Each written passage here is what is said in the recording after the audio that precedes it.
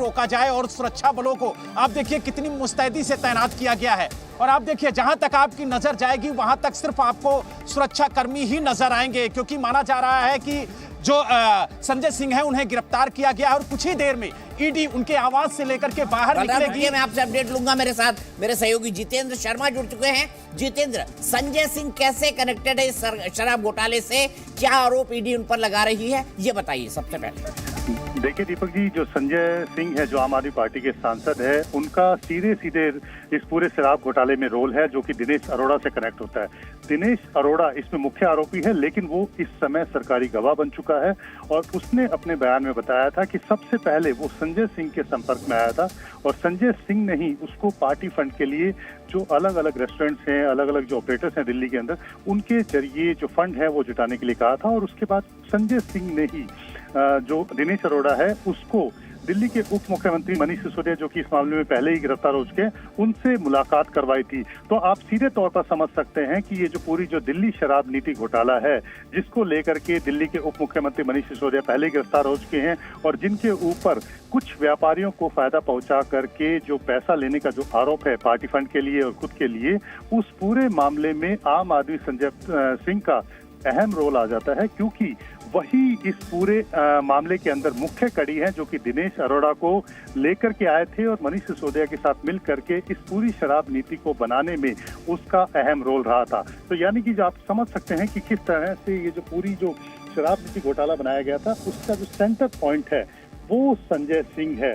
और संजय सिंह से पूछताछ इसलिए जरूरी थी क्योंकि दिनेश अरोड़ा ने अपने बयान में बताया था, जब उनके बयान लिए गए थे, क्योंकि वो सीबीआई का जो मामला है, सीबीआई ने जो सबसे पहले मामला दर्ज किया गया था, उसमें भी वो सरकारी गवाह बन चुके हैं और उसके बाद ईडी की इस पूरे मामले में मदद कर रहे थे। लेकिन ईडी ने इनको गिरफ्तार किया था दिनेश अरोड़ा को, और अब वो इस मामले में सरकारी गवाह बन चुके हैं। और ठीक सरकारी गवाह बनने के अगले दिन ही ईडी संजय सिंह के घर जाती है और उनके बयानों के आधार पर, क्योंकि अब सरकारी गवाह बनने के बाद उनके बयान की अहमियत काफी महत्वपूर्ण हो जाती है, यानी कि वो जो भी बात कह रहे हैं, जो भी बयान दे रहे हैं, उसकी अहमियत काफी बढ़ जाती है। और उनके बयानों के आधार पर ईडी ने आज सवेरे ये कार्रवाई की, संजय सिंह के घर पर पहुंचे और संजय सिंह को गिरफ्तार किया। तो आप इससे समझ सकते हैं कि जो दिनेश अरोड़ा है उसको शराब नीति घोटाले के लिए दिल्ली के उप मुख्यमंत्री मनीष सिसोदिया, बलराम वहाँ पर हैं। बलराम संजय सिंह के घर पर है साउथ एवेन्यू में, वहाँ कुछ हंगामा हो रहा है। बलराम, क्या हो रहा है वहाँ पर? बिल्कुल देखिए दीपक, जिस तरीके से आम आदमी पार्टी के कार्यकर्ता यहाँ पर नारेबाजी कर रहे हैं और कह रहे हैं कि संजय सिंह की जो गिरफ्तारी हुई है वो पूरी तरह से गलत है। और आप देखिए लगातार जो आम आदमी पार्टी के कार्यकर्ता हैं वो आपको यहाँ पर प्रोटेस्ट करते हुए नजर आ रहे होंगे। और ठीक सामने आप देखिए ये संजय सिंह का आवास है और किस तरीके से आवास के बाहर सुरक्षा बढ़ाई गई है ये भी हम आपको दिखा रहे हैं। और लगातार जो हलचल है वो घर के बाहर तेज हो गई है और माना जा रहा है कि बस कुछ ही देर में संजय सिंह को ईडी लेकर के बाहर निकलेगी। दोनों तरफ पुलिस फोर्स और अर्धसैनिक बलों को लगाया गया है, क्योंकि यह भी माना जा रहा है कि पीछे के गेट से ईडी उन्हें लेकर के जा सकती है।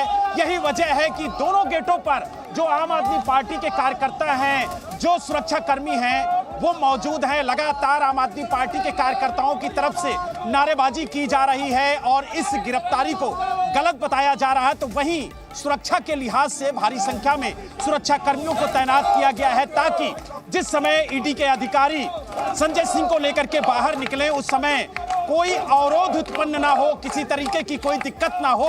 इसलिए आप देख सकते हैं कि भारी संख्या में जो सुरक्षा कर्मी हैं उन्हें तैनात किया गया है। और जिस तरीके से आप देखिए यहाँ पर जो आम आदमी पार्टी के कार्यकर्ता हैं वो प्रोटेस्ट कर रहे हैं और आप देखिए लगातार घर के बाहर जो आपके कार्यकर्ता है वो बैठे हुए आपको नजर आएंगे और लगातार उनका प्रोटेस्ट जारी है। उनका कहना है कि जिस तरीके से गिरफ्तारी हो रही है वो पूरी तरह से गलत है, क्योंकि ईडी अभी तक उनके खिलाफ कोई सबूत इकट्ठा नहीं कर पाई है। लेकिन जिस तरीके से दिनेश अरोड़ा सरकारी गवाह बने हैं और ये माना जा रहा है कि दिनेश अरोड़ा संजय सिंह के बेहद करीबी थे और यही वजह है कि उन्होंने जो बयान ईडी को दिया वो काफी महत्वपूर्ण हो जाता है। और उन्हीं के बयान के आधार पर आज ईडी संजय सिंह के आवास पर पहुंची थी।